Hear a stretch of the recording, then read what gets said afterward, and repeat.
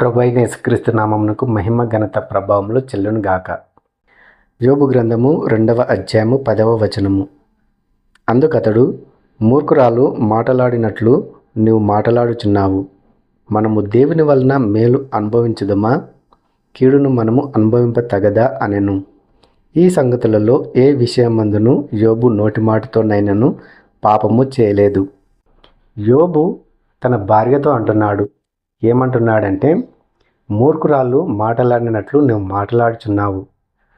మనము మేలు మాత్రమే అనుభవించవలెనా, కీడును మనము అనుభవింపతగదా అంటున్నాడు.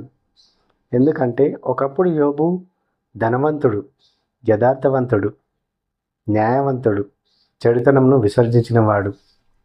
యోబు ఎల్లప్పుడూ ప్రతి దినము తన కుటుంబ సభ్యుల గురించి, తన కుమార్తెల గురించి, కుమారుల గురించి నిత్యము